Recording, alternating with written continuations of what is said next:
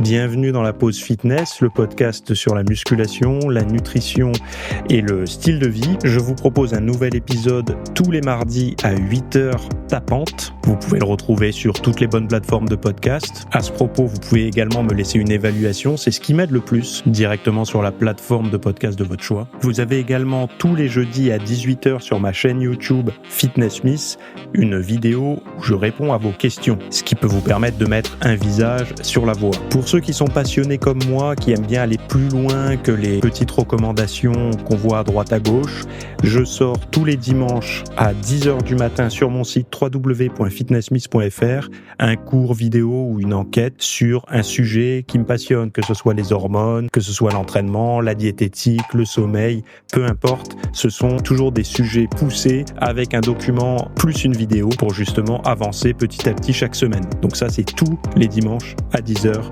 sur mon site www.fitnesssmith.fr. Pour ceux qui veulent avoir des programmes ou de la documentation numérique, que ce soit un programme masse, un programme sèche, un programme énergie, j'ai plein de rubriques sur mon site, donc vous pouvez voir le lien directement dans le podcast à la rubrique boutique. Donc c'est tous mes programmes et vous avez justement accès à tout ce que je propose au format numérique. Assez parlé, place au podcast. Salut à tous, j'espère que vous allez bien. Donc dans cet épisode, on va parler de la vitesse de marche des œufs, du cholestérol et des aliments cachant leur secret. Donc ce week-end, pour ceux qui ont suivi un petit peu les actus sur le site, j'ai parlé de muscler sa respiration et l'oxygénation pour mieux progresser. Alors, ça veut dire quoi? Ça veut dire que à la fois sur le plan, on va dire, de la récupération à l'entraînement, mais également de la récupération dans la vie de tous les jours, le boulot, la vie sociale, etc. Donc ça fait moins d'essoufflement sur les séries longues en muscu, les séances cardio et les WOD qui tiennent plus facilement, parce que c'est vrai que quand on a une respiration de mauvaise qualité, et muscler sa respiration, c'est pas juste apprendre à respirer comme on l'entend, mais c'est également de muscler, par exemple, le diaphragme, d'entraîner et d'automatiser une respiration efficace, quoi, c'est ça. Parce que quand il y a beaucoup de personnes qui sont non pas freinées par leur manque de masse musculaire, mais réellement par leur endurance et leur souffle. Et ça, honnêtement, c'est vrai que, par exemple, si vous sortez faire de la course à pied, ce qui peut vous freiner, c'est, de cracher vos poumons. Or, ça se bosse et ça peut même se bosser sans faire de course à pied. Donc ce qui est quand même, plutôt confortable. Donc il y a un sommeil plus réparateur, un esprit plus clair quand on sait respirer, quand on sait bien s'oxygéner.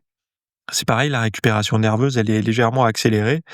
Et puis c'est quelque chose que les gens ne maîtrisent pas, mais enfin, ils en ont pas conscience, pardon, c'est que ça a un effet anxiolytique quasi immédiat. C'est-à-dire qu'il y a certaines méthodes de respiration, moi j'en connais une qui marche très, très bien pour moi, ça a un effet anxiolytique quasi instantané. Alors je sais pas, j'ai jamais pris d'anxiolytique de ma vie, mais quand je dis anxiolytique, c'est un petit peu comme, comment dire? Vous savez, quand vous prenez, un carré de chocolat ou même ce petit effet, alors moi je bois très peu d'alcool, je bois un fond de verre de rouge de temps en temps, et quand j'en bois, ça me monte tout de suite au cerveau, donc ce petit effet-là, vous pouvez l'avoir en quasiment mais plus vite que l'alcool avec certaines méthodes de respiration. Et moi je trouve ça génial parce que c'est quelque chose de gratuit, c'est quelque chose d'applicable partout, et en plus de ça, ça a que des effets positifs, que ce soit sur la récupération, le sommeil et tout. Donc c'est pour ça que j'avais envie de faire une bonne enquête sur la respiration pour apprendre à muscler sa respiration et à augmenter son oxygénation. Aussi parce qu'aujourd'hui, dès qu'on parle d'oxygénation, on parle, de caissons hyperbares, de bouteilles d'oxygène, de tout un tas de trucs payants, mais finalement on parle pas des méthodes applicables, gratuitement, quoi. Et ça me pose toujours problème, puisqu'on en revient toujours à la même chose, hein. C'est comme, la diète et tout ça, on parle toujours, des trucs payants, mais on parle jamais des choses, gratuites, quoi. Enfin des choses du bon sens, de la vie quotidienne et tout. Donc comme vous pouvez développer vos biceps, vous pouvez développer votre respiration. Allez voir le lien que je vous ai mis dans le podcast là. Ça s'appelle «Muscler sa respiration et l'oxygénation pour progresser». Voilà. Bon, premier sujet, votre rythme de sommeil vous rend malade. Alors ça, c'est d'où elle vient cette étude, c'est dans Health Data Science qui a analysé les données objectives d'activité de sommeil de 88 461 personnes adultes, qui ont été suivies pendant 6 à 8 ans ou 6,8 ans via des moniteurs, et il s'agit d'une étude de type cohorte avec un niveau de preuve élevé. Donc les résultats montrent que ce n'est pas le nombre d'heures dormies, mais la régularité des horaires de coucher qui est cruciale. Aller au lit après minuit 30 multiplie par 2,57 le risque de cirrhose du foie. Une faible stabilité circadienne augmentait de 2,61 fois le risque de gangrène. Contrairement à certaines croyances, dormir plus de 9 heures n'a pas été associé à une plus grande mortalité lorsque mesuré objectivement. Une portion significative des personnes considérées comme long sleepers, donc des longs dormeurs, dormaient en réalité moins de 6 heures, révélant des biais dans les enquêtes subjectives. En fait, on dort souvent on peut rester longtemps au lit, il y a des gens qui restent très longtemps au lit, mais qui dorment pas beaucoup. Vous pouvez par exemple être au lit de bonne heure le soir et vous lever, pas super tôt le matin, mais pourtant en heures de sommeil réel, il y en a eu peut-être que 6 quoi. C'est ça aussi qu'il faut prendre en considération. Donc d'après les chercheurs de l'université de Pékin et de l'armée médicale chinoise, il est temps de redéfinir un bon sommeil en incluant la régularité, pas seulement la durée, invoquant l'inflammation comme mécanisme possible de ces liens puissants entre sommeil et maladie. Moi, j'ai toujours trouvé ça intéressant, mais c'est vrai que les heures de sommeil avant minuit, on a toujours beaucoup de mal à définir, à expliquer pourquoi. Alors c'est vrai que quand vous êtes, au repas de famille, le dimanche, «Moi, on m'a toujours dit que le sommeil avant minuit, c'était le plus réparateur». Ça passe. Source, t'inquiète, ça passe. Mais quand on a affaire à des gens comme vous ou comme moi et que quelqu'un vous apporte comme ça une information, vous avez envie de connaître la source, d'où ça vient, quoi. Est-ce que c'est une croyance populaire? Est-ce que c'est une croyance historique? Est-ce que c'est vraiment de la connaissance? Et si oui, d'où ça vient? Et en fait, les connaissances sur les heures de sommeil avant minuit, elles commencent à s'accumuler. Donc je vous ai déjà parlé par le passé, de pourquoi c'était plus important. Une des raisons, c'est que on est fait pour suivre l'obscurité et le soleil. Donc plus on va dormir proche du coucher du soleil, mieux c'est. Donc forcément, ça fait plus d'heures avant minuit puisque le soleil se couche pas après minuit. Heu, Autre chose, en début de nuit, on a plus d'hormones de croissance. Les ratios de sommeil les ratios de phases de sommeil ne sont pas toujours les mêmes au fur et à mesure de la nuit. Vous savez, il y a sommeil profond, enfin, les sommeil léger, profond, paradoxal, et en fonction du moment de la nuit, par exemple, en début de nuit, on a plus de sommeil profond, en fin de nuit, on a plus de sommeil paradoxal. Et si vous voulez, par exemple, si vous dormez trop le matin, vous vous êtes pas rendu compte que quand vous faisiez la grasse mat, vous faisiez plein de rêves? C'est parce qu'il y a beaucoup de sommeil, il y a un énorme ratio de sommeil paradoxal, et le sommeil paradoxal, c'est le sommeil où on se souvient des rêves. Ça ne veut pas dire que dans les autres sommeils, on ne rêve pas, mais on se souvient plus facilement de ses rêves en sommeil paradoxal. Bon, enfin, il y a tout ça est bien documenté si vous lisez des bouquins sur le sommeil ou les études sur le sommeil. J'en parle largement sur le site, si le sommeil vous intéresse. Mais je me rends compte que le sommeil devient de plus en plus important pour les gens, ils comprennent, mais c'est pas pour rien, c'est parce qu'ils dorment de plus en plus mal aussi, hein. Et là, on voit aujourd'hui que, la régularité des horaires de coucher, on parlait beaucoup des horaires de lever, c'est-à-dire, peu importe l'heure à laquelle tu te couches, moi-même, hein, je disais ça, j'essayais de pour moi la première chose sur laquelle travailler, c'est l'heure de réveil. C'est-à-dire que parfois tu vas être invité chez des amis le week-end, essaie de ne pas te réveiller, plus loin qu'1 heure et demie de ton heure habituelle. Et bien là, on se rend compte que l'heure de coucher est importante aussi.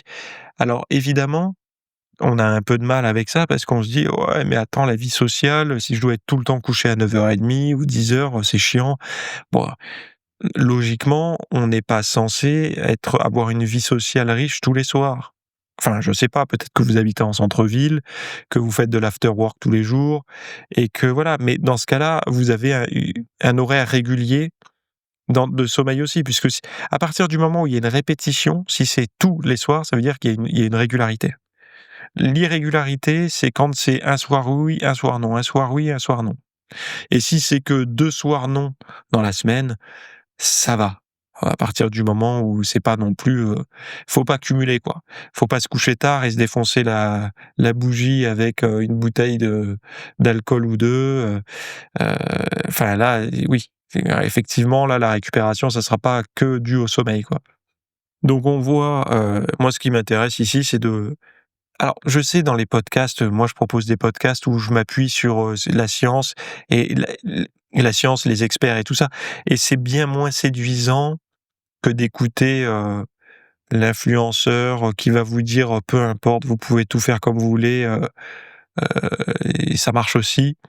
Ben non, il y a des façons de mieux faire et des façons de mal faire, et je sais qu'on séduit pas beaucoup les troupes en disant qu'il faut se coucher plus tôt, se lever plus tôt, faire du sport plus souvent, manger sainement, mais tant pis, puisqu'je sais très bien qu'il y a une partie des gens qui écoutent cet épisode et qui écoutent tous mes podcasts en règle générale, qui sont soit convaincus qu'il faut bien faire, soit qui aiment être conscients, ils aiment, savoir qu'il y a une méthode idéale, qu'il y a des méthodes idéales, et le fait de le savoir leur permet de mieux faire au quotidien. Ça veut pas dire qu'ils font parfaitement les choses, mais en tout cas, ils tendent à mieux faire. Or, quand on vous dit: «Vous pouvez tout faire, vous entraînez que 2 ou 3 fois par semaine et vous serez aussi musclé que celui qui s'entraîne 5 ou 6 fois, mangez, n'importe comment durant que ça rentre dans vos macros», ça a plutôt tendance à tirer vers le bas. Si vous voulez vraiment aller loin dans cette discipline, essayez d'avoir un objectif légèrement irréalisable. C'est-à-dire d'avoir, un objectif de mode de vie que vous savez, intenable pour vous. Parce qu'en fait, sans vous en rendre compte, vous allez faire beaucoup mieux que si vous aviez eu un objectif plus bas. Et il faut pas être frustré, en fait, faut être capable de prendre du recul et d'observer que bien qu'on n'arrive pas à atteindre cet objectif idéal de rythme de vie, on fait quand même beaucoup mieux qu'avant de se décider de faire, ces changements, quoi. Et donc concentrez-vous sur ce que vous faites déjà de bien, tout en ayant un objectif au-delà de ce que vous faites. Enfin, c'est vraiment le conseil que je vous donne, si vous voulez, être tout le temps en progression, quoi. Donc, 2e sujet, vieillir moins vite en marchant plus vite. Donc, 14 pas par minute qui changent la donne. Donc augmenter le rythme de marche améliore la forme physique chez les personnes âgées, préfragiles ou fragiles. Donc c'est ce que révèle une nouvelle étude menée, dans 14 résidences seniors à Chicago. Donc les chercheurs ont analysé les données de 102 participants âgés de 60 ans et plus, répartis dans un groupe de marche à allure modérée, un autre invité à marcher aussi vite que possible en toute sécurité. Après 4 mois, ceux qui avaient augmenté leur cadence à 100 pas par minute, contre 77 dans le groupe modéré, ont affiché de bien meilleurs progrès lors du test de marche de 6 minutes, couvrant en moyenne 50 mètres de plus. Donc, ce qui est nouveau ici, c'est qu'il suffit d'augmenter son rythme de 14 pas par minute par rapport à sa vitesse habituelle pour multiplier par 10 les chances d'améliorer sa capacité physique de façon significative. Heu, donc alors comment ils ont fait? Ils se sont appuyés sur une mesure objective grâce à un capteur fixé à la cuisse, et ça met en avant la cadence comme un indicateur fiable de l'intensité de l'effort, c'est plus simple à suivre que la fréquence cardiaque ou l'essoufflement, quoi, pour les chercheurs. Donc c'est vrai que la vitesse de marche, moi on m'a toujours dit que la vitesse de marche définissait quand même la forme physique. Quand vous marchez avec quelqu'un, moi je me souviens, j'ai été habitué à marcher avec mon grand-père qui marchait tous les jours. Je vous garantis que la marche, c'était sportif, hein. Quand j'étais gosse, je me souviens, il était diabétique, et donc de type 1, et donc il avait un rythme très militaire où il sortait marcher le matin, il sortait marcher avant le déjeuner, et il sortait marcher avant le dîner. Et après il avait des activités, de retraité, il avait tout un tour à bois et tout ça, il faisait des meubles, bon, et il s'occupait de son potager qui était énorme. Bon, il a vécu, très longtemps avec un diabète de type 1. Donc le diabète de type 1, pour rappel, c'est celui où vous êtes insulinodépendant et où votre pancréas, ne répond plus ou presque plus puisque votre système, immunitaire s'attaque, je crois que c'est quoi? C'est les cellules bêta de l'îlot de Langerhans, je crois que c'est ça, sur le pancréas. Enfin bon, s'il y a un médecin, il pourra confirmer, je me rappelle plus. Et ce qui se passe, c'est que, bah, il avait un rythme de marche très élevé. Pourquoi? Parce qu'il était habitué depuis toujours à avoir ce rythme-là, quoi. Et c'est vrai que c'est un bon indicateur de santé puisque, alors vous allez me dire: «Oui, mais il était diabétique, il était pas en santé». Pour rappel, le diabète de type 1, c'est pas le diabète de type 2, hein. Le diabète de type 2 est fortement orienté par le mode de vie. Le type 1, c'est une maladie auto-immune et là, c'est beaucoup vous avez des nourrissons qui naissent et au bout de quelques temps, ils maigrissent, ils se déshydratent et tout, c'est parce qu'ils déclenchent un diabète. Donc, ils y sont pas pour grand chose, les pauvres. Et alors peut-être que c'est la mère, durant la gestation, j'en sais rien, mais en tout cas, là, pour le coup, ils y peuvent pas grand chose. Donc le mode de vie, enfin le mode de vie, la marche comme ça, d'être capable d'augmenter son rythme, alors faut pas prendre les choses à l'envers. C'est pas en augmentant votre rythme que vous allez être instantanément en meilleure santé, mais à long terme, vous le serez. En tout cas, vous gagnerez. Et c'est vrai qu'il y a beaucoup de gens que quand ils marchent, ils gardent toujours le même rythme. Et c'est pas parce qu'on marche qu'on peut pas y mettre un petit peu d'intensité, quoi.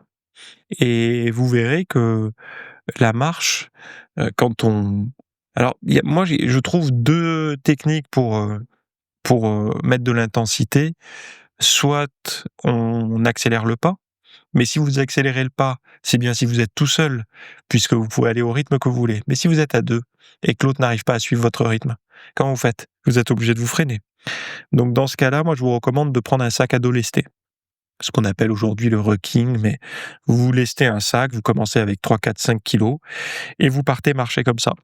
Com En fait, vous équilibrez, non pas le poids, mais le la difficulté. Si vous pouvez pas marcher plus vite, ajoutez du poids. Ce qui voudra dire en fait, l'intention sera la même puisqu'on a la c'est comme quand une barre est lourde, on a l'intention de la pousser et qu'elle monte vite, mais visuellement, elle monte doucement. Mais par contre, l'intention, c'est qu'elle monte vite. Là, c'est pareil, l'intention sera de marcher à une bonne vitesse, sauf que la réalité, c'est que vous pourrez pas parce que le sac sera chargé. Donc, heu, donc voilà, vous trouverez, au bout de 2-3 sorties, le poids idéal pour être exactement au même rythme que la personne avec qui vous marchez habituellement. Mais rappelez-vous une chose, c'est que si vous marchez seul, d'augmenter, son rythme de 14 pas par minute par rapport à sa vitesse habituelle, ça pourra augmenter par 10 les chances d'améliorer sa capacité physique de façon significative. Alors je sais, vous allez me dire: «Oui, mais ce sont sur des personnes âgées de 60 ans et plus», mais peu importe. On est toujours en train de dire que enfin, il y a beaucoup de paradoxes. Les gens, ils aiment pas, ils aiment chercher la petite bête parce que quand c'est fait sur les personnes de 60 ans et plus, donc les seniors, ils disent: «Oui, mais c'est sur les vieux, donc c'est pas sur les jeunes». OK, mais alors quand il s'agit une étude sur la prise de masse musculaire, c'est les vieux qui posent des questions: «Oui, mais à mon âge, est-ce que c'est possible de prendre du muscle?» Donc il y a un côté paradoxal puisque si on vérifie quelque chose chez les vieux, c'est que ça a de grandes chances de fonctionner chez les jeunes. Voilà. Alors l'inverse n'est pas toujours vrai par contre. Ce qu'on vérifie chez les jeunes n'est pas toujours possible chez les vieux. Pourquoi? Parce que l'âge avance, et tout fonctionne un peu moins bien, donc forcément il y aura peut-être des adaptations. Mais quelque chose qui marche chez les personnes vieillissantes, ça a de grandes chances de marcher chez les jeunes. Donc sauf que par contre les jeunes ne le percevront certainement pas, puisque les on peut faire feu de tout bois quand on a 20 ans. Et le bois doit devenir de meilleure qualité à chaque décennie. C'est-à-dire que début de votre vie, imaginez une chaudière ou un poêle à bois. Début de votre vie, quand le poêle a une vingtaine d'années, tout jeune, tout frêle, et encore 20 ans, il s'est déjà dégradé. Mais on va partir du principe à 20 ans, vous mettez des bûches humides, avec, enfin un bois de très mauvaise qualité, tout humide et tout, ça va flamber, ça va fonctionner. Arrivé à 30 ans, vous devez commencer à sélectionner votre bois et le taux d'humidité va être de moins en moins toléré. À 40, là, le bois doit être de bonne qualité et il doit être plutôt sec. et à partir de au-dessus de 40 ans, il faut du bois sec et de très bonne qualité, sinon ça fonctionne pas. Donc dans tous les cas, c'est toujours du bois qu'il faut mettre dans la chaudière, mais la qualité du bois qu'on y met doit s'améliorer au fur et à mesure. On a moins le droit à l'erreur, en fait, et c'est exactement ce qui se passe avec, un organisme humain. C'est qu'à 20 ans, on fait feu de tout bois, à 40, on fait moins feu de tout bois. En tout cas, pour faire brûler des bûches de mauvaise qualité, on va perdre beaucoup d'énergie, ou ça va mal brûler. Bon, ouais, c'est bon, on a fini avec les analogies, vous avez compris. Donc 2 œufs par jour n'augmentent pas le mauvais cholestérol. C'est sujet suivant. Je sais que c'est un sujet, alors les plus jeunes auditeurs, ils s'en foutent parce que eux, le débat sur les œufs, tout ça pour eux, c'est pas quelque chose qui a ils ont pas été, biberonnés à ça, ils sont pas concernés par ça. Mais ceux qui ont mon âge ou qui sont plus vieux que moi, donc ceux qui sont nés avant, 87, ils ont peut-être entendu, on leur a déconseillé les œufs: «Attention, les œufs, cholestérol et tout». Ils ont vu des avertissements sur la consommation d'œufs, et ça les a jamais dérangés d'ailleurs de pas avoir d'avertissement sur le pot de pâte à tartiner ou de tout ça. Mais les œufs, c'est vraiment quelque chose, il y a la tête de mort et tout, pour eux, les œufs, ils ont l'impression qu'ils vont mourir, allongés par terre, sur le dos et la main sur le cœur toute crispée avec les yeux grands ouverts, quoi. Donc c'est un peu l'image qu'on a mis autour des œufs et tout simplement, vous allez voir l'histoire, vous comprendrez, un petit peu pourquoi. Donc là, il y a une étude randomisée en crossover menée auprès de 61 adultes en bonne santé qui montre que consommer 2 œufs par jour dans le cadre d'une alimentation pauvre en graisses saturées réduit même les taux de «mauvais cholestérol» entre guillemets, hein, donc transporteur LDL. Contrairement aux idées reçues, qui sont que c'est le cholestérol des œufs et qui est responsable, du taux de mauvais cholestérol LDL. Donc les participants ont suivi 3 régimes de 5 semaines chacun, un régime riche en cholestérol avec 2 œufs par jour, un faible en graisses saturées, un pauvre en cholestérol mais riche en graisses saturées, donc sans œufs, et un régime contrôle riche en cholestérol et en graisses saturées avec un œuf par semaine. Résultat, le régime avec œufs et peu de graisses saturées a fait baisser les taux de LDL, donc entre guillemets, ce qu'on appelle le mauvais, mais en fait c'est le transporteur qu'on veut avoir plutôt bas par rapport au HDL qu'on veut avoir plutôt haut. Donc je répète, le régime avec œufs et peu de graisses saturées a fait baisser le taux de LDL à 103,6 mg par décilitre contre 109,3 mg par décilitre pour le régime contrôle, tandis que le régime sans œufs n'a pas montré de différence significative. Les chercheurs soulignent que c'est l'apport en graisses saturées qui est positivement associé à l'augmentation du cholestérol LDL, mais pas le cholestérol des œufs. En revanche, le régime avec œufs a aussi augmenté la protection de petites particules LDL, jugées plus néfastes que les grandes. L'étude conclut que la consommation régulière d'œufs n'élève pas le risque cardiovasculaire si on limite les graisses saturées dans l'alimentation. C'est pour ça que je vous dis souvent que le petit déjeuner, vous savez, un peu à l'américaine, type paléo, machin et tout, où il y a des œufs, du bacon, cuit au beurre et tout. Alors certes, quand on est en diète cétogène et tout, c'est souvent le petit déjeuner qui est réconfortant et tout, mais c'est blindé de graisses saturées. Donc la problématique, c'est pas les œufs. En fait, c'est moi ce que j'appelle le petit déjeuner à la Dexter. Je sais pas si vous avez regardé la série Dexter quand c'était d'actualité il y a quelques années, bon, bien qu'aujourd'hui il y a encore une nouvelle saison qui va sortir apparemment. Mais il y avait dans le générique, on voyait se faire des œufs et du bacon bien gras et tout. Alors c'était typiquement le petit déjeuner cétogène, mais je crois qu'ils se faisaient des toasts aussi, donc ça partait en cacahuète du coup. Mais c'était bourré de graisses saturées. Donc c'est le problème dans son petit déjeuner, c'était pas les œufs, c'était le beurre et le bacon. Enfin le gras du bacon, quoi. Alors je sais qu'il y en a aujourd'hui qui sont convaincus que les graisses saturées, il en faut et tout ça, mais moi je suis pas fan honnêtement d'une grosse consommation de graisses saturées. Alors à hauteur d'à peu près 10 des graisses, enfin des graisses sur la journée, pourquoi pas. De toute façon, c'est très difficile, hein, essayer de les descendre à fond, vous y arriverez pas, à moins d'être un 100% vegan et tout, mais là vous aurez d'autres problèmes puisqu'il y aura des productions après ingestion de choses dont vous avez pas envie, quoi. Trop de sucre et tout ça, et vous verrez que le résultat, ça sera du gras viscéral, et qui sera pas mieux, vous aurez pas gagné, quoi.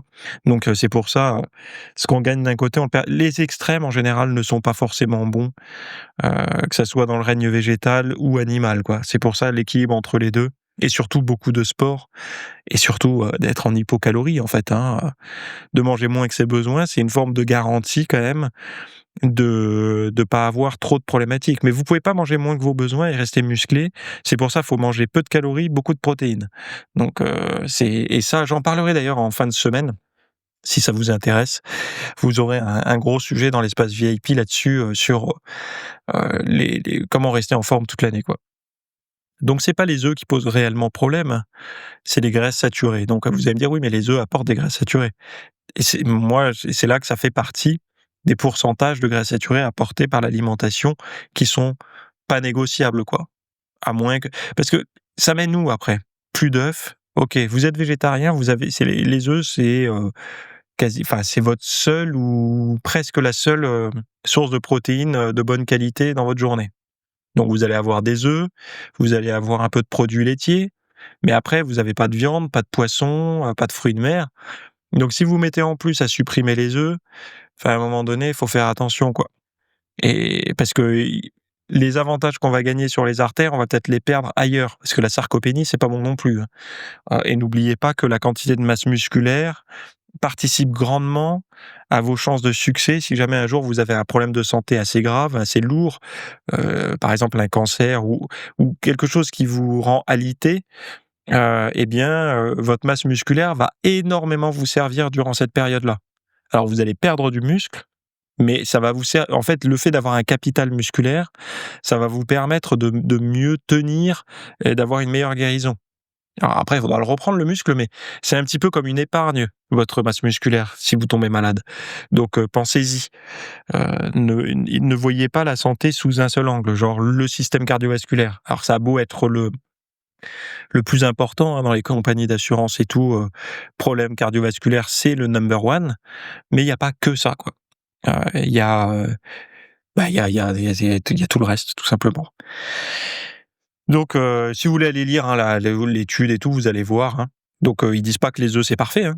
Encore une fois, ils disent, hein, que ça a tendance à augmenter même les petites particules LDL jugées plus néfastes que les grandes, mais globalement, c'est pas les œufs qui sont responsables de l'augmentation du cholestérol LDL, mais les graisses saturées.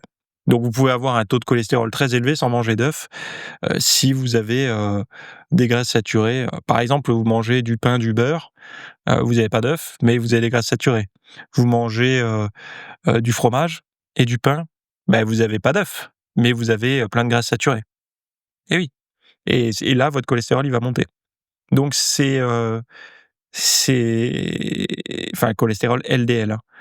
C'est pas très complexe à comprendre, sauf qu'on comprend souvent que les œufs, c'était assez pratique de s'en passer parce que c'est pas aussi attractif que le fromage, que la charcuterie et tout. Les gens ont assez facilement, quand vous faites pas attention à votre diète, les œufs, vous pouvez vous en passer. Mais quand vous faites attention, vous comprenez pas pourquoi il faut s'en passer. Et ce qui fait un lien direct avec le sujet d'après, donc trop de graisses saturées et de sucre caché dans l'alimentation américaine, l'étude qui dévoile les véritables coupables. Donc c'est une nouvelle étude menée sur plus de 36 000 adultes américains qui révèle pourquoi il est si difficile de respecter les recommandations nutritionnelles limitant les graisses saturées et les sucres ajoutés à moins de 10% des calories quotidiennes. Au-delà des suspects habituels comme le fromage pour les graisses saturées et les sodas pour le sucre, l'analyse montre que de nombreux aliments courants, y compris le blanc de poulet, le ketchup, le lait ou encore le pain de mie, contribuent en silence à ce dépassement quotidien. Résultat, les Américains consomment en moyenne 12% de leurs calories sous forme de graisses saturées et de 14 à 16% en sucre ajouté. Donc la problématique, c'est pas les... Vous voyez que souvent les graisses, les sucres c'est plus, hein. 12% pour les sous forme de graisse, 14 à 16% sous forme de sucre ajouté. Bien au-dessus des recommandations. Donc l'étude publiée dans la revue Nutrients s'appuie sur les données de la National Health and Nutrition Examination Survey de 2005 à 2018. Les plus gros apports de graisses saturées proviennent du fromage, de la pizza, de la crème glacée et des œufs. Pour les sucres ajoutés, les sodas, les thés sucrés, les boissons aux fruits, les gâteaux et condiments qui sont en tête. Les chercheurs insistent sur la nécessité d'identifier ces sources discrètes pour permettre aux consommateurs et aux politiques de mieux cibler les interventions de santé publique. Bah, discrète, je sais pas, enfin, moi, ça me semble pas discret, hein, le fromage, la pizza, la crème glacée, et les œufs, enfin, quand je mange un œuf, je sais que c'est un produit gras, si je le mange entier. Quand je mange une entrecôte, je sais qu'elle est grasse. Quand je mange des frites, je sais que c'est gras et glucidique. Quand je mange une pizza, je sais que j'ai le combo des graisses et des sucres. Et des protéines d'ailleurs aussi, puisque selon la source qu'on prend, on va avoir beaucoup de protéines. Quand je mange une glace, je me dis pas je mange que du sucre, je mange du sucre et du gras. Donc c'est pas vraiment caché. Les thés sucrés, je suis conscient que quand je vais boire un thé glacé, moi je bois pas tous ces trucs-là, mais je sais qu'il va y avoir du sucre. Dans les sodas, c'est pareil. Dans les jus de fruits, c'est pareil. Dans les gâteaux, c'est pareil. Dans les sauces, c'est pareil. Donc, et je pense pas que les gens ne soient pas au courant de ça, honnêtement. À un moment donné, ils sont dans le déni. C'est pas possible. On est quand même conscient, aujourd'hui, en 2025, qu'une pizza, du fromage, de la crème glacée, du thé sucré, des boissons aux fruits, des gâteaux, c'est pas l'idéal. Enfin, je veux dire, qui aujourd'hui, enfin, le problème, c'est que ça va être une boutade ce que je vais dire, mais si une personne ne sait pas ça, j'ai pas envie qu'elle ait le droit de vote. Je rigole en disant ça, mais c'est pour faire un parallèle. Heu, le c'est le minimum de l'éducation. Mais je pense qu'on est tous biberonnés aujourd'hui sur les bandeaux publicitaires et tout. Si vous voyez le bandeau, pour votre santé, mangez ci, ça, ce et cetera, bouger, manger 5 fruits et légumes par jour et tout, c'est souvent parce que c'est sur un aliment malsain. Vous voyez rarement cette publicité-là, enfin ce message d'alerte quand c'est une publicité pour des brocolis ou de la courgette.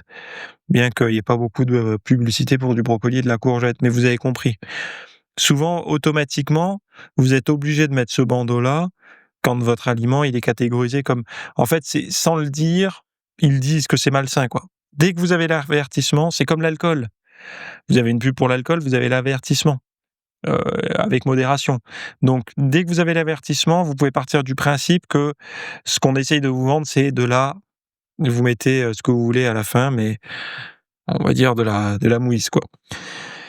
Heu et donc aujourd'hui, moi, je ne crois pas qu'il existe des gens, éduqués normalement, quoi, en étant allés à l'école de manière obligatoire comme n'importe quel, petit Français, petite Française, ne soient pas au courant que le fromage, les pizzas, la crème glacée, et les sucres ajoutés dans les sodas, les boissons aux fruits, type, je sais pas moi, les jus, je sais pas comment on appelle ça là, les boissons aux fruits, j'ai les marques en tête, mais je vais pas les citer, les gâteaux et les sauces, c'est pas bon pour la santé. Enfin, c'est pas bon pour le tour de taille, c'est OK, il y en a partout, mais c'est pas parce qu'il y en a et je pense qu'il y a beaucoup de gens qui se disent: «C'est vendu donc ça doit pas être si grave». C'est-à-dire on peut l'acheter et je peux comprendre, hein, le raisonnement. Si on le vend, c'est que ça doit pas être si grave. En fait, ce qui peut être vendu, c'est ce qui va pas vous tuer sur le coup, quoi. Vous savez, on vendait du tabac aussi, hein. Vous allez dans un tabac, vous achetez un paquet de clopes. Bon, bah, est-ce que c'est pas bon? Alors certes, vous allez pas mourir sur le coup, mais à long terme, ça donne le cancer. Enfin, je pense qu'aujourd'hui, on le sait, non? Le et la bouffe, c'est un peu pareil, hein, la malbouffe, c'est une augmentation du risque de tas de cancers, hein, l'alimentation ultra transformée, riche en sucre, en graisse et tout. Donc c'est pareil que le tabac. Donc une personne qui dit à un fumeur: «Je sais pas comment tu fais pour pas arrêter de fumer avec tout ce qu'on sait», mais qui a son frigo rempli de pizzas, de crème glacée, de condiments, de sauces, de mayo et tout, pour moi, c'est le même déni, hein. C'est la même chose. Enfin, je vois pas de différence et donc c'est pour ça, je n'y crois pas trop au fait que les politiques pourront faire tout ce qu'ils veulent. Si ces gens-là ont ça dans les placards, c'est qu'ils veulent les manger. Un peu comme le fumeur. Le fumeur sait que c'est mauvais de fumer, mais c'est pas le bon moment d'arrêter. Pour l'instant, il a encore envie. Voilà. Il n'a pas eu son déclic. Un jour, il l'aura, mais faut le laisser peinard. Avec ça, il y aura un jour où il va. Et c'est pareil pour la bouffe. faut pas moi, je pense pas il faille culpabiliser les gens. Et à un moment donné, ils voudront changer, ils voudront faire le job. Alors peut-être parfois trop tard, hein, comme un fumeur où il arrête trop tard. Mais peut-être qu'il y a une personne un jour qui arrêtera trop tard parce que son diabète sera déclenché, parce qu'il aura une maladie X ou Y, parce qu'il aura besoin d'un comment on appelle ça, d'un stent, dans ses artères ou dans ses je sais pas comment on appelle ça, ses veines, oui, ses artères. J'en sais rien. Mais, en tout cas, ça sert à rien de vouloir forcer une personne qui ne veut pas changer. Puisque quand on veut pas changer, on a toujours des excuses. «Ah mais tu sais, moi j'ai des enfants. Ah mais tu sais, moi j'ai un travail prenant. Ah mais tu sais, moi, j'ai mal au genou. Ah mais tu sais, moi, je sais pas moi, X ou Y». Et puis, on te dira: «On n'a qu'une vie, il faut profiter, elle doit être bien triste ta vie», tout un tas de choses comme ça, jusqu'au jour où la personne décide de se prendre en main et tout d'un coup, volte-face, quoi. Et puis souvent, ça devient après les plus hargneux envers ceux qui n'arrivent pas à bouger leur cul. C'est ça s'est toujours vu et enfin ça, c'est pas prêt de s'arrêter, c'est comme ça depuis des années.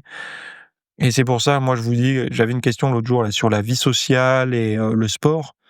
Faites en sorte que votre hygiène de vie et votre sport et tout ça, c'est votre jardin secret. On vous demande des conseils, donnez-les.